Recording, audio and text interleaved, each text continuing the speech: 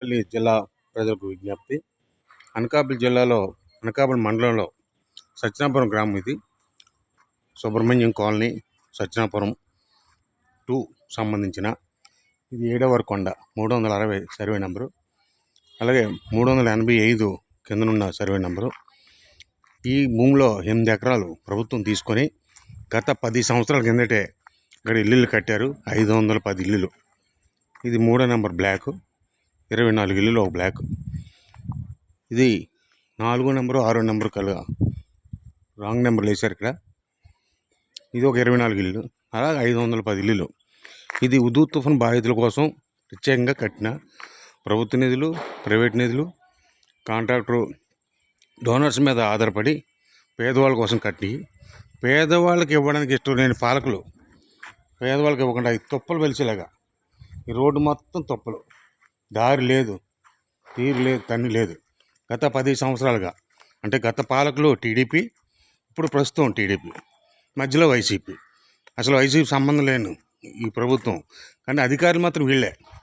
కలెక్టర్లైనా, ఆర్డీఓలైనా, ఎంఆర్ఓలైనా, housing పీడీలైనా, housing department వాళ్ళైనా మొత్తం housing వాళ్ళే చూడాలి. వైజాగ్ అని వాళ్ళు అంటారు, అనకాపల్లి జిల్లా కొత్తగా వచ్చింది కాబట్టి మీదంటారు అని వాళ్ళు తప్పించుకుంటారు, వీళ్ళు తప్పించుకుంటారు. అంటే పిల్లికి గంట కట్టేది ఎవరు? హౌసింగ్ డిపార్ట్మెంట్కి మనం చెప్పాలా, పేదవాళ్ళకి ఇల్లు ఇవ్వండి అని. లిస్టులు లేవా మీ దగ్గర? ఇవ్వకపోతే, లేకపోతే మాలాంటి వాళ్ళు అడిగితే మేము ఇస్తాంగా. నా పేరు సూర్శెట్టి వివి రామచంద్రరావు. ఆల్రెడీ ఇచ్చున్నాను, వైజాగ్లో ఇచ్చాను, అనకాపల్లి ఇచ్చాను, పీడీ గారికి ఇచ్చాను ప్రత్యేకంగా, హౌసింగ్ డిఈ గారు, ఏడీ గారు, ఏఈ గారు, పింకీ మేడంకి, అలాగే వైజాగ్లో కూడా అనేక మందికి. నన్ను తెలియని వాళ్ళు ఎవరు లేరు. సూర్శెట్టి వరహా విజయ రామచంద్రరావు, అనకాపల్లి, మన ఎమ్మెల్యేగా పోటీ చేసి ఉన్నాను.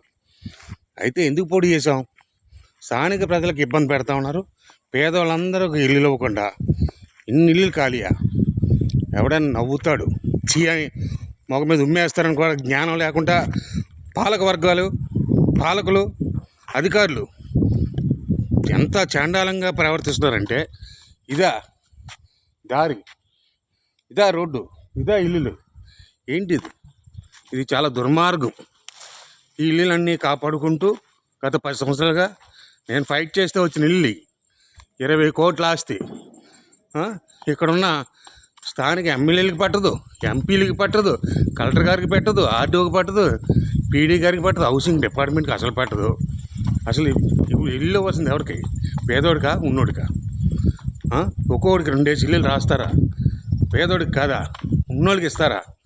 ఉన్నోళ్ళకి ఇస్తే నేను ఒప్పుకోనని చెప్పి కాగితం పెట్టడం వల్లే ఇది యాక్చువల్గా ఆగింది. కానీ చాలామంది అంటారు కోర్టులో ఉంది, అది పనికిమాలి మాట. కోర్టులో ఎందుకు ఉంటుంది? ఎవడెళ్ళాడు ఆ ఇల్లు పనికిమాలి? అదే ఎవడు? ఎందుకంటే పేదోడికి ఇల్లు ఇవ్వడం ఎవరికి ఇష్టం లేదు. అందుకే ఈ నిర్లక్ష్యం. ఇది 5వ నెంబర్ బ్లాక్ నెంబర్ కనబడుతూ ఉంది. ఏ బ్లాక్కి వెళ్ళినా ఇక్కడ 24 అపార్ట్మెంట్లు కనబడాలి, కానీ 13వ నెంబర్ బ్లాక్ కనబడుతుంది ఇక్కడ ఖాళీ.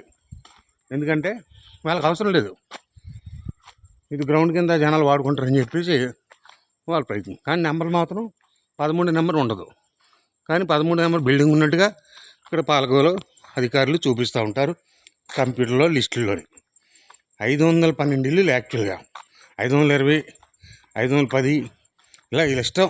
ఎన్నైదాన్ని పేదవాడి కోసం కడతామని చెప్తారు, కానీ ఉన్నోడికి ఇవ్వడానికి ప్రయత్నం చేస్తూ ఉంటారు. పేదవాడు మాత్రం ఒక్క ఇల్లు. ఇది 2వ నెంబర్ బ్లాక్, ఇది 24. అలాగే 4వ నెంబర్ బ్లాక్ 16 ఇల్లే, కింద 8, పైన 8. ఇది 3 బ్లాకులు వస్తాయి, కింద 8, మధ్యలో 8, పైన 8. ఇలాగా 23 బ్లాకులు ఉన్నాయి మొత్తం. ఒక బ్లాక్ మాత్రం 16 ఇళ్ళు, మిగతా 22 బ్లాకులు 24 ఇళ్ళు చొప్పునాయి. 510 ఇళ్ళు పైనే ఇక్కడ నిర్మించడం జరిగింది.